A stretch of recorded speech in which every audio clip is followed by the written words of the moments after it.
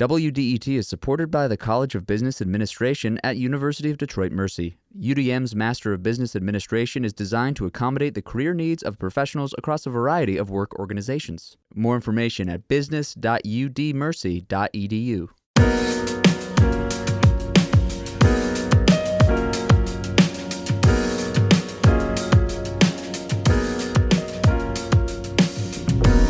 It's the Metro on 101.9 WDET FM. I'm Tia Graham, and this week I'm joined by the Director of Communications for the City of Detroit, Vicki Thomas. Thomas is also the first Black woman in radio inducted in the Michigan Broadcast Hall of Fame. Vicki, what is happening on the show? Number one, thank you for being here. I am having a blast. Yes. It's like coming home, Yes. Tia, really. But today on the program, WDET reporters have been at the Republican National Convention this week, and we'll talk with one of them later about what they've learned so far. Plus, Detroit has a lot of abandoned boats that can be found in various streets and alleys. We'll talk with a freelance writer about why that's the case and what the city is trying to do about it. But first up on the show, back in 2020, during the height of the pandemic, longtime radio broadcaster Ed Love was honored with the Spirit of Detroit Award for 60 years of service in jazz in Detroit. In 2020, the Michigan Association of Broadcasters also honored Ed with the 2021 Lifetime Achievement Award for an outstanding career in broadcasting. Love wasn't born in Detroit, but adopted the city as his hometown in the 1950s with the goals of continuing the city's jazz footprint.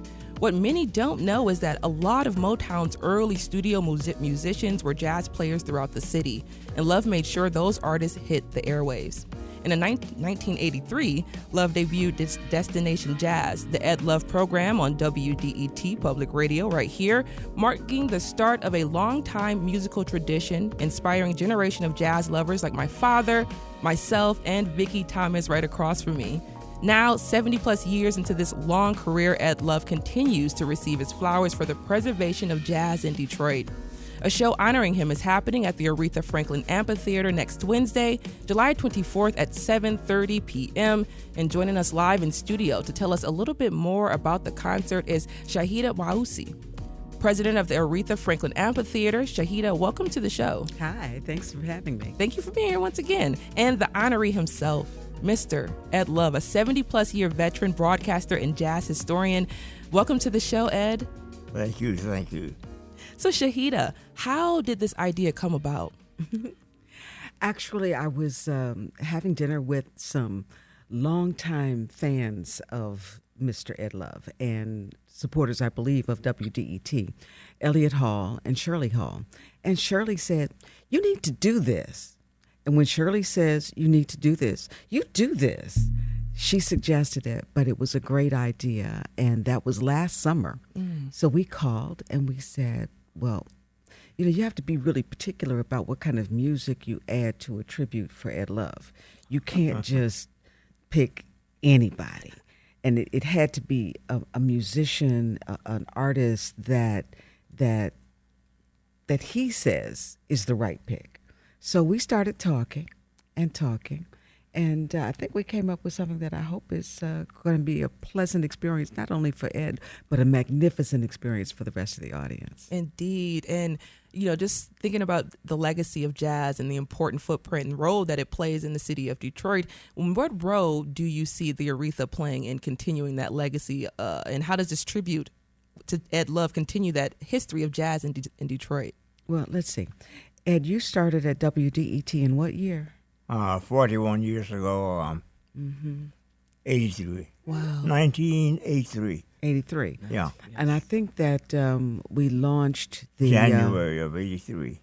I think it was right around then that the Wednesday night jazz series began at what was then called Shane Park. So we've been running kind of neck and neck for a little while there.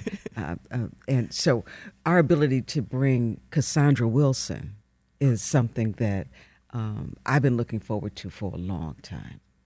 Indeed, indeed. So right now we're chatting with Shahida Mausi, president of the Aretha Franklin Amphitheater, and joining the conversation right now we have Mr. Ed Love, a 70-plus year veteran broadcaster and jazz historian. Welcome to the show once again, Ed. I mean, Vicki, just having all three of you all right now, I'm just like chills. Yeah, chills. I have chills sitting near Ed Love.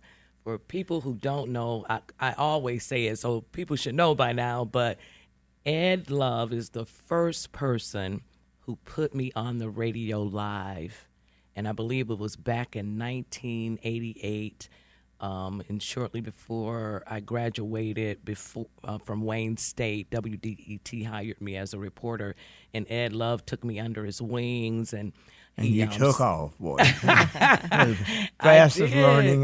Just move. Thank you for that launching Boom. pad. He's Thank gone. you for that launching pad. But he sent me out to cover the lineup for the Jazz Festival, and I put together like a 4-minute piece, and he brought me in the studio to introduce my piece live, and I just will never forget it. I mean, it's just been some wonderful people here at WDET who helped shape my career and me as a person.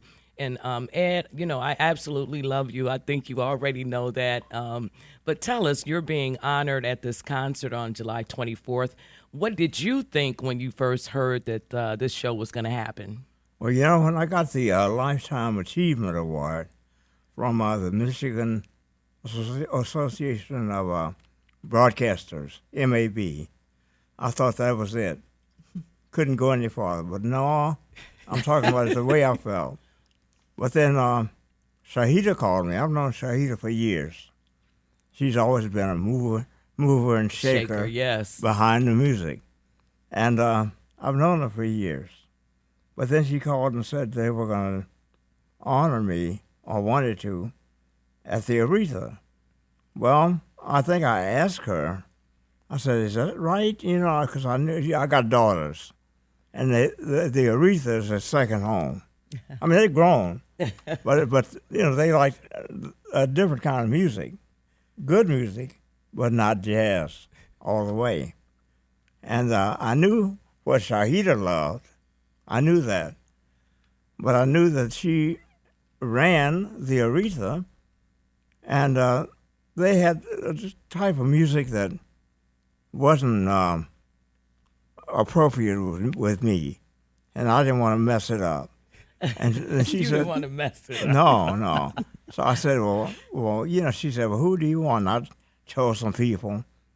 And then she said, she thought about them, tried to get them. And there were so many of them. And they were so varied, but all jazz out of New York. And she got back, she said, well, I can't get all of them. What about Cassandra Wilson? I said, that would be better.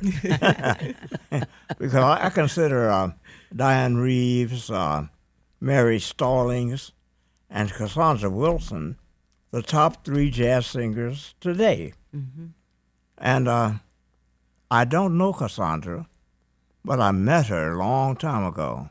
I had this national program on NPR called The Evolution of Jazz, which we still do here.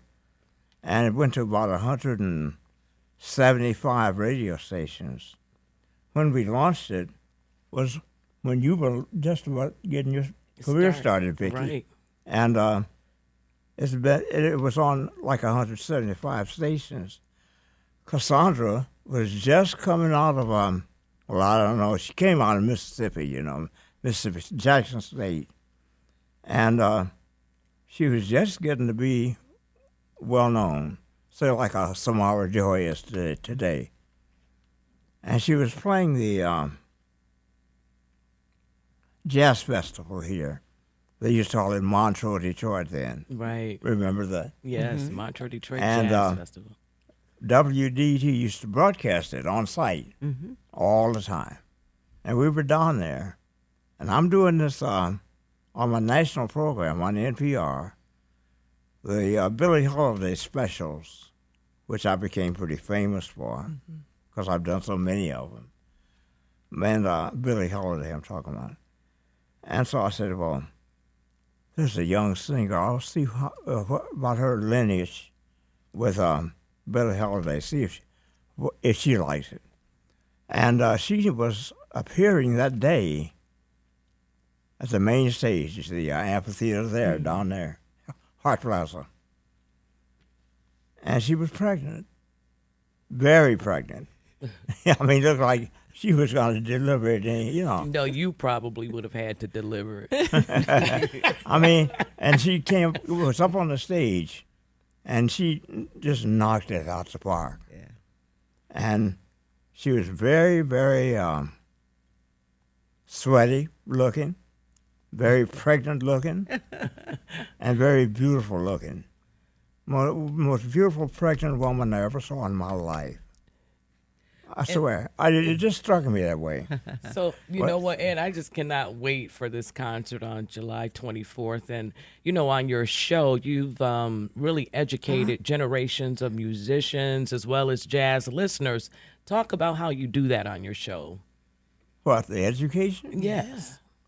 I mean, you're a walking I'm not, encyclopedia of jazz. Well, no, here's the thing. That's analytical, being educational. I approach jazz shows I have for years from the entertainment aspect. Now, there are many people who do the educational thing. If you get any education out of me, that's secondary, because my main thing is to entertain with jazz. Well, you've done that for decades and brought us into worlds that we would not otherwise have known existed. Right. So I thank you for what you have brought to this city and to this country, as you have shared great music and great conversation, actually, with you know the background. It's a social thing, this jazz. It's not just an ethereal thing. So, you know, with Cassandra Wilson coming and then Detroiters, Ralph Armstrong and James Carter. Now, we've talked about James Carter a little bit, this and that. It's the style of music. Tremendous. Yes, great musicians that also carry the legacy of Detroit around the world. So coming together at the Aretha to celebrate you with great music and a great night, it's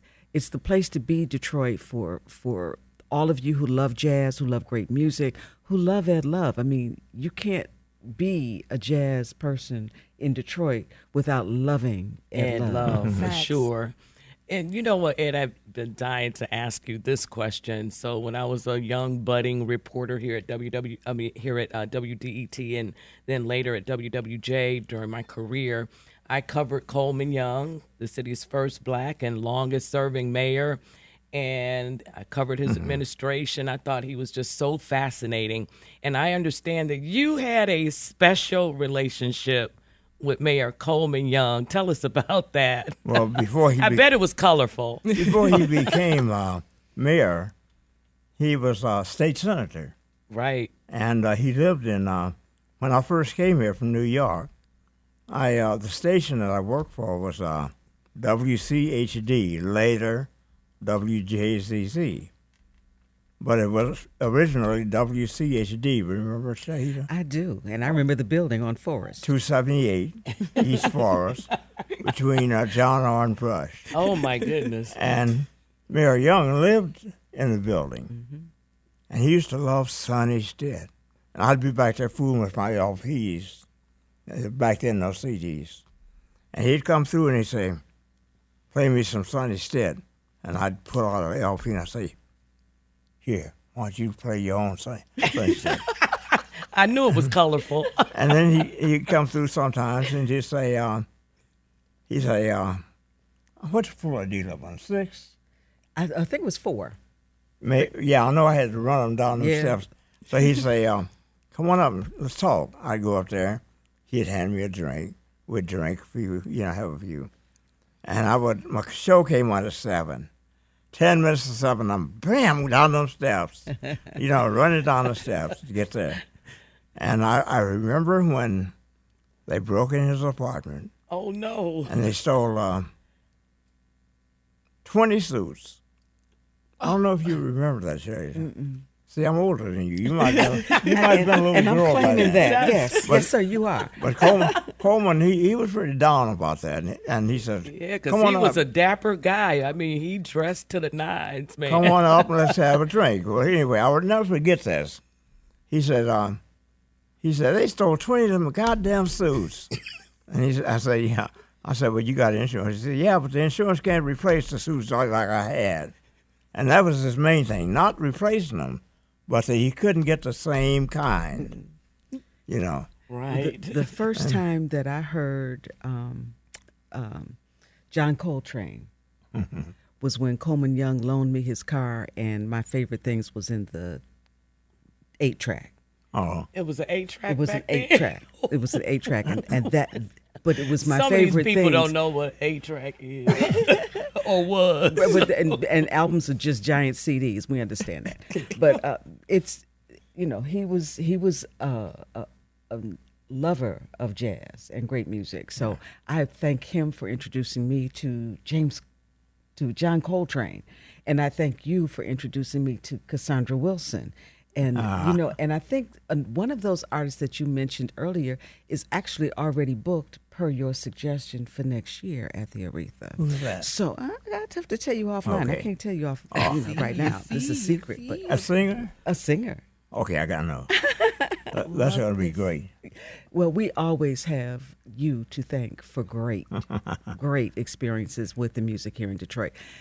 At the Aretha, make sure you do not get bogus tickets. That's a problem going on, and we need to remind everybody. Make sure you are only buying tickets from either the Aretha Franklin box office, the Aretha.com, or Ticketmaster.com direct. Anything else is subject to be fraud. It's subject to charge you 2 and 3 and 4 times what the actual ticket prices Really? are. Oh, absolutely. It's a problem for us and for our customers. So if you're paying more than $50 for a ticket, something's wrong. Check your site. Be careful. Be at the Aretha. Be there for us when we celebrate Ed Love. July 24th. And give him some love because he deserves it. Indeed. We were chatting with Shahida Mausi, the president of the Aretha Franklin Amphitheater, and of course the honoree himself, Mr. Ed Love, a 70-plus year veteran broadcaster, jazz historian. I want to say thank you both so much for being here. And once again, it's the Cassandra Wilson, a tribute to Ed Love with Ralph Armstrong that is happening July 24th. That's a Wednesday at 7:30 p.m. Once again, make sure you get the real tickets. What was the website again? TheAretha.com. Exactly. And Ticketmaster as well. Get those real tickets. Thank you both so much for being here. Thank you. And coming up, we'll talk about why there are so many abandoned boats in Detroit and what the city's doing about it.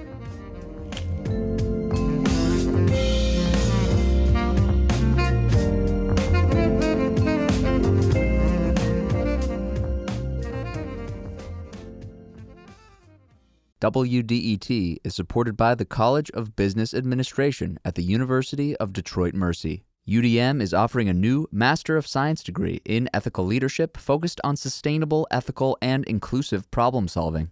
Admission is open to qualified applicants with a bachelor's degree in any field. Course selection is flexible, with no prerequisites, 4 required courses, and 6 electives.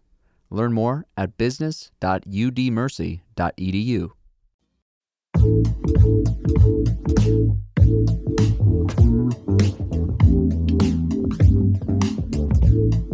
Welcome back to the Metro on 101.9 WDET FM. I'm Tia Graham, and here with me this week, co-hosting, is Vicki Thomas, Director of Communications for the City of Detroit.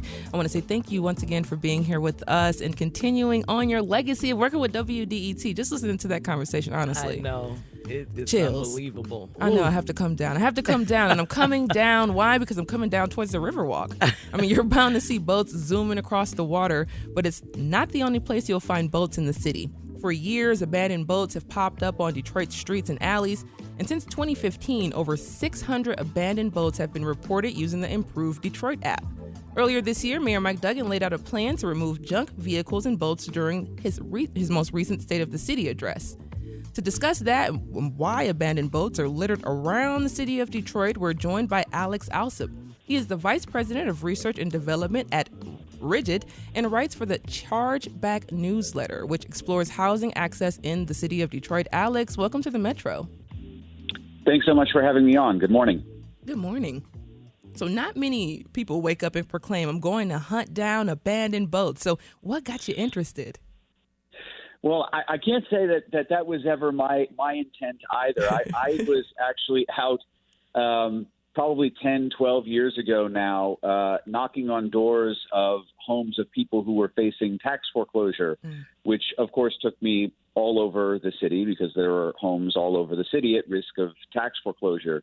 And, you know, over the months and years as I was out doing that work, I would see abandoned boats, the fiberglass shells of boats littered all over the city in all kinds of unlikely and odd places. And as I was out doing that, you know, door-to-door canvassing work for tax foreclosure prevention, I just started taking pictures of abandoned boats that I would see all over the city because it was so strange and bizarre and something I hadn't seen before. So I was never really hunting for the boats. I was out trying to help people avoid tax foreclosure and would incidentally come across a lot of these boats as I was doing that work, and eventually just started to keep a collection of them and publish them on Instagram and Twitter and refer to them as hashtag Detroit Land Boats. Detroit Land Boats. So from your research and your work that you've done, why do abandoned boats keep popping up around the city? It's a good question. I can't say that I've looked into it all that deeply. My sense, what I've gathered from others is, to get rid of the fiberglass hull of a boat, you've got to pay. So there may be materials of value inside the boat, and maybe you take those out and you sell them off for scrap or sell them to somebody else who can, repurpose them. But when you have to get rid of the hull of the boat, you have to pay to do it. And so if you don't want to pay, you drag it into Detroit. And like so much other illegal dumping in the city, you just find a abandoned lot or an empty street and drop it there. There are others who have done really good work digging into this. There was a reporter a few years ago, Ronnie Dahl, I think she was at Fox 2, and Ronnie would find boats that still had the serial numbers on them and record these segments where she would get a trailer, put the boat on a trailer, and drive it to the person who it was registered to and drop it off on their front lawn and say, "So what were you doing dropping this boat in Detroit?" I love it. And Alex, this is Vicki Thomas, and as you know, I'm the communications director for the city of Detroit. Now, you have to be seeing fewer abandoned boats in Detroit because we have an all-out effort to enforce and the city codes and laws and whatnot, and a major push to clean up areas, remove blight, and police have been going out ticketing even cars that are parked on the grass. So we've really stepped up enforcement. So have you seen fewer boats? Definitely, yeah. I think the peak years were probably 2012 through 2015, 2016. That's when I was probably seeing the most boats. I'd certainly see fewer over the last few years.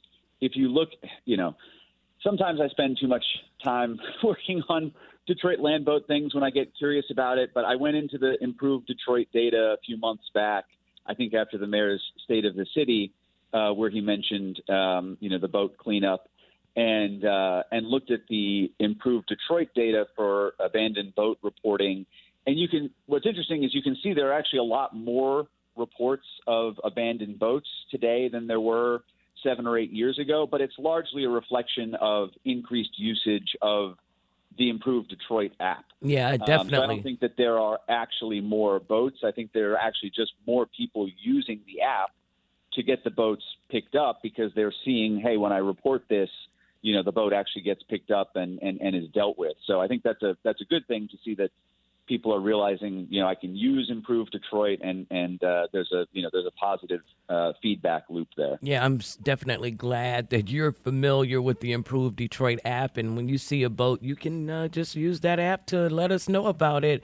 The great thing about the Improved Detroit app is that they jump right on it, and it goes to DPW or whichever department is responsible for the issue.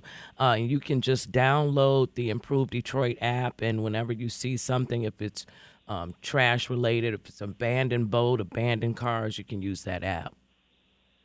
It's a great app. It works really well. Yes. Awesome. And excuse me, Alex, before I let you go, as you continue on, you're talking about the Detroit Improve app and some of the other things that you've been seeing throughout the city of Detroit. If you could, as a user of the Detroit app, can you let us know what else that people can report on the Improve Detroit app, while you are here? Yeah, all kinds of things. I mean, you can certainly report things like illegal dumping, whether it's trash or boats. If there are downed trees, you can report those sorts of things. Even if you're in a city park and you see a damaged swing set or something like that, or damaged park equipment, you can report those kinds of things as well. I've done that, and the city's been very responsive to addressing those kinds of things. And I also have to give a quick nod here as well to my fellow traveler in Detroit land boats, Scott Hocking, who's done far more extensive collection of Detroit land boat photography than I ever will. He's definitely the world record holder, I think, on Detroit land boat photography, and has done awesome work documenting them. Awesome. Alex, I want to say thank you so much for joining us on the Metro. We were chatting with Alex Alsip. He writes the Charge Back newsletter and is the Vice President of Research and Development for ReGrid. There's a national program through NOAA to remove abandoned and derelict vehicles vessels, and this includes boats, jet skis, and other watercrafts. We'll definitely have that information for you online at WDET.org when you head on over to this particular episode of July 17th. Alex, thank you for being here. Thanks for having me on. And coming up, Detroit Public Schools teachers have a new contract. We'll talk about what's in it and why it was such a big deal for teachers.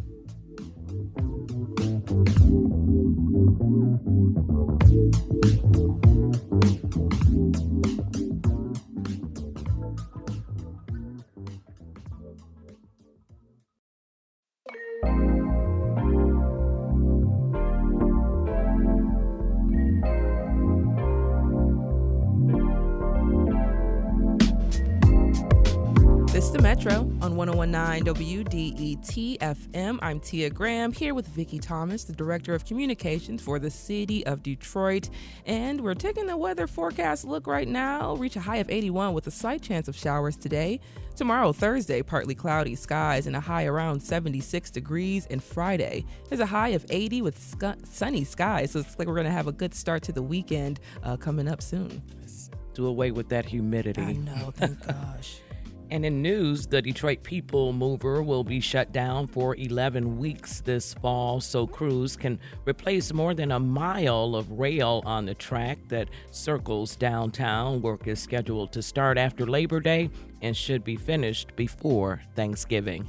And thinking of Labor Day, I think about, school gets back in around that time. That's right. And with the new year comes new contracts, and that was true for Detroit public school teachers who just got big contracts. Starting salaries for new teachers at the Detroit Public Schools Community District increased from $51,000 to $55,000. Mid-career teachers will see salary increases between 10 and 23%, depending on the degree they hold. And veteran teachers can make as much as $94,000 a year if they have a doctorate, up from $87,000. Why are these contracts a big deal for teachers and faculty? And how has school life changed in general since the pandemic hit years ago? To discuss this now, we have Lakia Wilson Lumpkins here. She's the president of the Detroit Federation of Teachers. President Wilson Lumpkins, welcome to the Metro. Thank you for having me. Indeed. And teachers got big raises and bonuses. So if you can, talk about the specifics of what teachers and faculty got and why it was such a big deal. Sure. Of course, our educators want to be paid commensurate to the education and the experience that they have. But most importantly, they want to be treated with respect. They want that respect to be codified. And over 10 years ago, we lost many of those rights when they were prohibited from collective bargaining in the state of Michigan due to changes in the para law, changes in the school code. And so educators lost their voice, so to speak. And that really hurt the profession. We have seen a huge decline in educators enrolling in education programs across the state in our four-year universities. And so this contract was critical because we intentionally sought a one-year contract last school year because these rights were restored last year. And so we went into a 1 year knowing that we will be able to negotiate them in the upcoming contract. We did not want to bargain against ourselves and lock ourselves into an agreement which would allow the district to continue to have their way with us. Mm-hmm. They have done that for long enough, so to speak. I think you put that up very well. Beautifully worded. Yes. So you had to push for this contract, like you were just saying.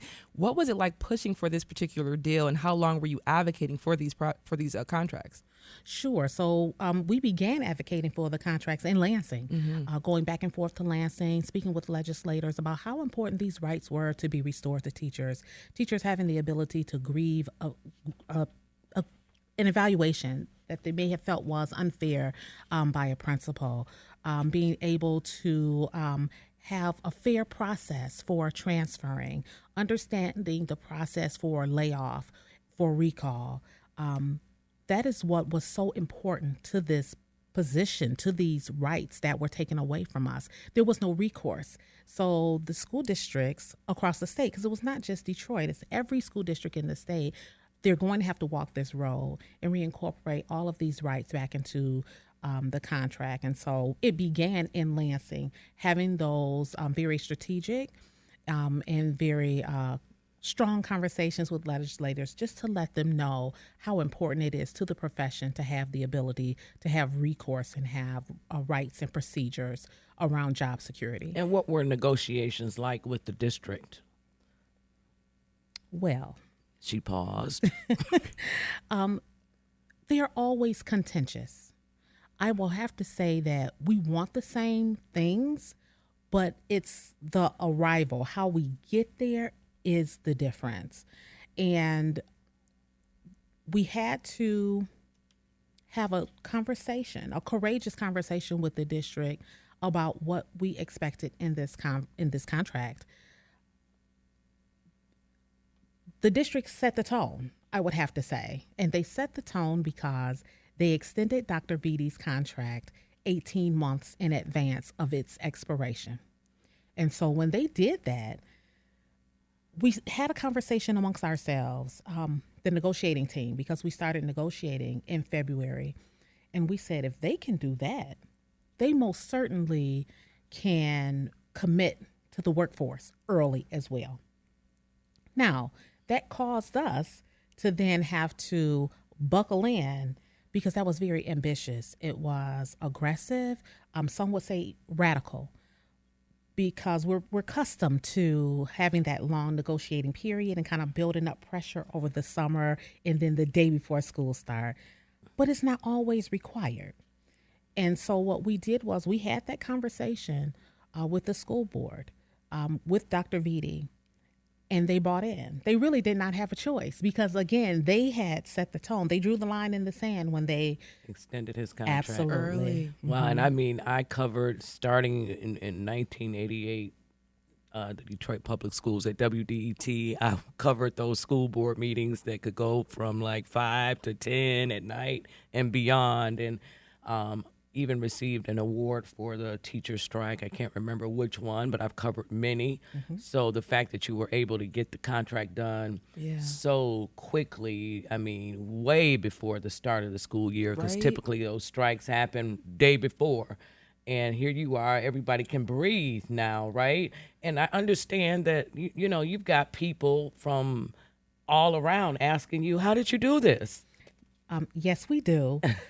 It was very hard. It was grueling, in fact, because we were almost working against ourselves. We were really boxing way above our weight class because there was so much work required. Again, trying to accomplish over 10 years of rights being taken away, trying to bring those back into the fold, bring those back into the contract where the district had complete autonomy. They saw things a lot differently, but conversations had to be had that this contract is not just about dollar signs. Mm-hmm. We are competing with every school district in the state of Michigan. And it's those working conditions that's going to make the district between a Detroit and our suburban counterparts. Again, all school districts in the state of Michigan must walk this path because those rights were taken away from all of us. And so I am proud to say that we are one of the first to bring them all back.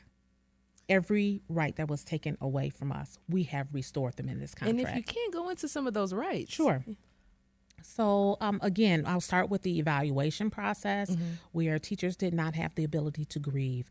The evaluation process is highly subjective, and points are awarded according to student test scores, and so and then teacher observation. So depending on what an administrator saw when he or she came into the classroom is going to dictate what that evaluation looks like. But also included in that evaluation was a teacher's attendance, was a teacher's discipline, and we felt like some of those things were double jeopardy because if a teacher is disciplined, they have already suffered that discipline. They don't need to have demerits again come against them if they were already suspended or pay withheld from them.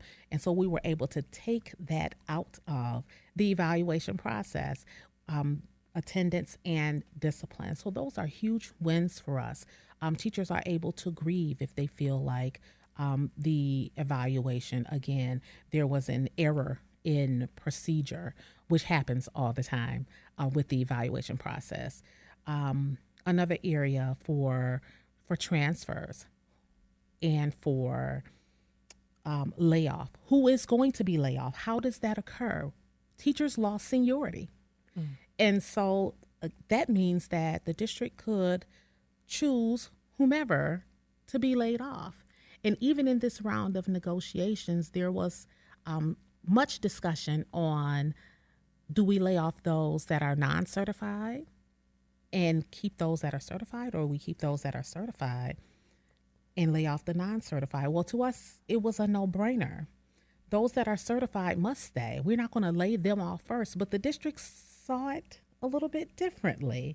So again, we had to make those very clear statements that we're going to protect our certified and credentialed members, and then those that are seeking alternative certification pathways, they will be the ones laid off first. Then our certified. We can't do that in the reverse. But again, because the district has had its purview, we had to be assertive. Be aggressive, be aggressive. And Lakia Wilson Lumpkins, I want to say thank you for joining us. She's the president of the Detroit Federation of Teachers. President Wilson Lumpkins, thank you so much for joining us on the Metro. We will definitely have you back, especially when school starts to ramp back up, so we can talk a little bit more about the kids going back. And hopefully that contract will stem the tide of the teachers leaving for other districts. Thank you. Thank you. Coming up, we'll talk with one of our WDET reporters who is at the Republican National Convention.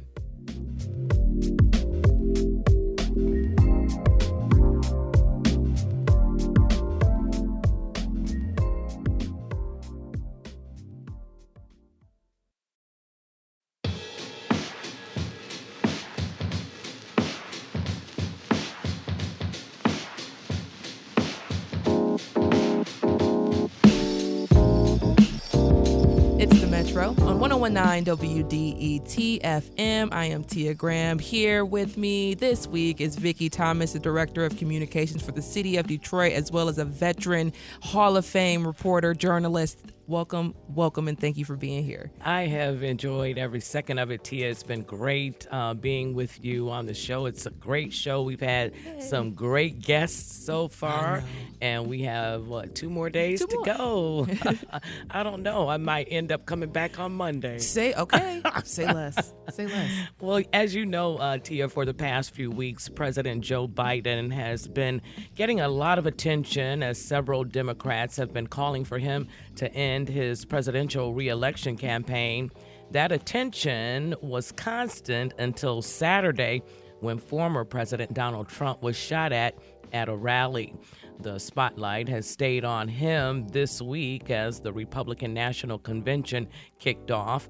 The biggest thing that we've learned thus far is that J.D. Vance has become Trump's vice presidential pick.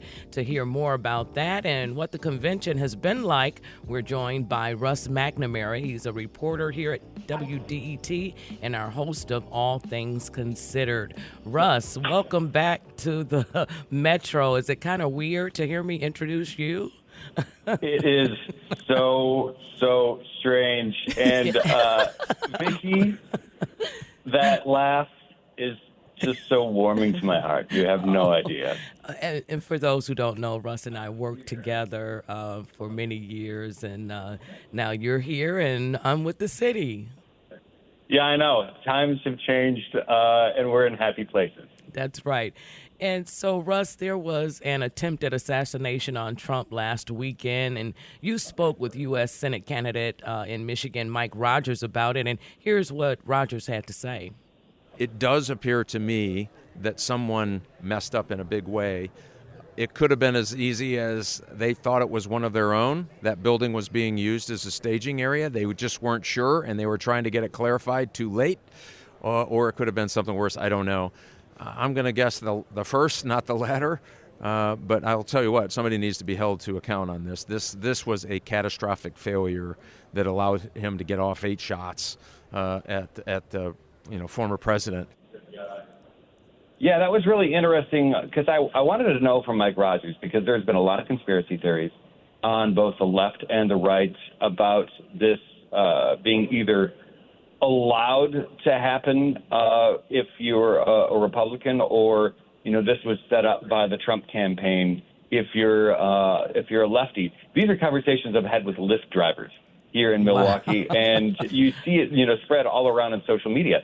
So I asked Mike Rogers, because he's a former FBI agent, which way he's going. And he tried to tamp down the fact that there was any sort of conspiracy involved, just maybe general incompetence. But he wanted to kind of get away from that. And I talked to him ahead of his speech last night, where he got into some other things, and I didn't really want to talk to him about what was going to be in his speech. But I did ask him about, the alleged decision to kind of tamp down some of the rhetoric as well. And he was very, he's like, well, it's more of a both sides issue, I guess, to him. Yeah, and so what's the tenor been like at the convention after the assassination attempt? There have been multiple times where people in the convention hall, have chanted, fight, fight, fight. They're seeing this, as an attempt by the left. That's kind of where the focus has been, on the rhetoric of the left that made this happen, even if we really don't know an awful lot about the shooter, other than the fact that he was a registered Republican. So it's being framed that way, as that this is another attempt to keep Donald Trump off the ballot, or, obviously with an assassination attempt to kill him. And as you know, you're there. Donald Trump's pick for VP is J.D. Vance. Why was he selected as the VP, do you think? And what do people at the convention like about Vance, or maybe even dislike? I think they like the fact that Vance is young. He's 39 years old. He's an excellent public speaker. He touts his grassroots, as we were. He, of course, wrote a hillbilly elegy, which talked about his growing up in Ohio. But at the same time, he's a guy that went to Yale. But that's not uncommon among any politician to have an Ivy League education. So I think that helps. Ohio is not a swing state, but it is a state that could always be helped, carried for Republicans. It has gone red across the, multiple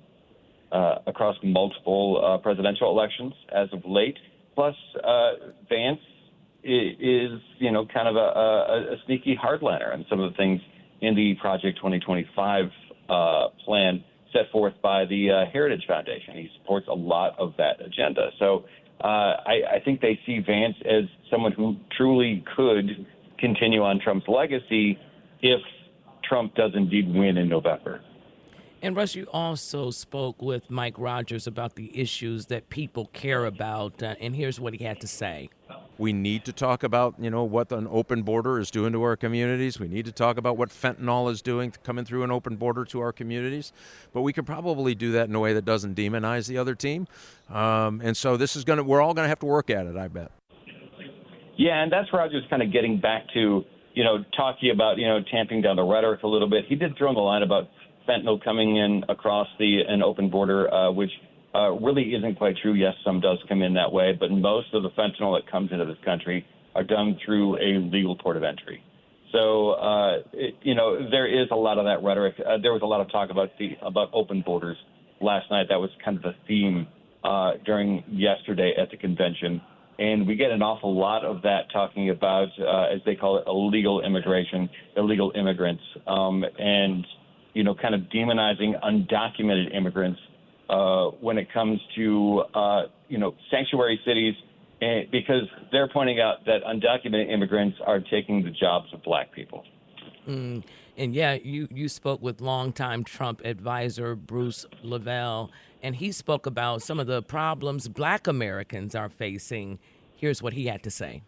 I think a lot of black Americans especially can see the contrast of the higher food prices, the higher gas prices, the mass invasion, quote, it is an invasion of our borders, who people who are coming across the border who have not paid into our Social Security system, et cetera. And then that black culture has been around 400 years, feels slighted, and they feel like they've been pushed to the side, especially in urban cities like Chicago. Yeah, and when he says urban cities like Chicago, he's referring specifically to its being a sanctuary city. Basically, undocumented immigrants can come to town and not immediately face deportation, so being deported. Right. So there's a lot of that. Detroit is not a sanctuary city, and so that's where they kind of draw the contrast, where it's like, well, people in Detroit, they've got it really bad in Chicago, which, there isn't a lot of data that would back that up. Last question, Russ. Have you run into any convention attendees who are not very supportive of Trump? There are some Nikki Haley delegates, and whether or not they will actually, make their delegate vote for Donald Trump kind of remains to be seen. There's been some hesitancy. That might have changed after Nikki Haley spoke to the convention the other night. She's here under the guise of unity as well. She'd been a staunch Trump critic, did garner some votes during the Republican presidential primary process, but I don't see any nothing will really change regardless of how those Haley delegates vote. And the only other voice of opposition here really are some protesters, but even the protests have been somewhat muted here in Milwaukee over the past couple of days. And Russ McNamara, a WDET reporter and our host of All Things Considered. Russ, thanks for joining the Metro.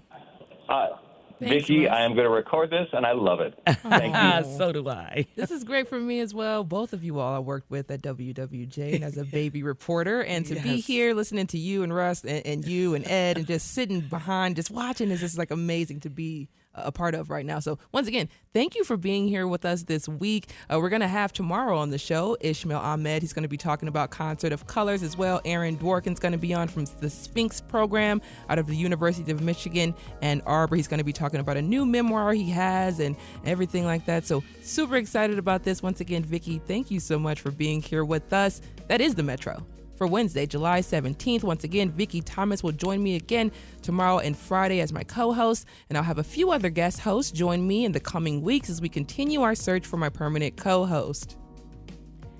And the show is produced by Sam Corey, David Lyons, and Jack Philbrett. Additional production support from Anel Scott and Sydney Walkley. Our engineer is Nate Bender. Music by Sam Bobian and Will Sessions. The Metro is a production of WDET, a listener-supported service of Wayne State University. And if you like what you hear and you want to support the Metro, consider becoming a member at WDET.org/donate. and this is WDET FM, Detroit Public Radio, your connection to news, music, and conversation. Thanks for listening, and we'll see you tomorrow. Indeed, we will, Vicki Thomas. Yes.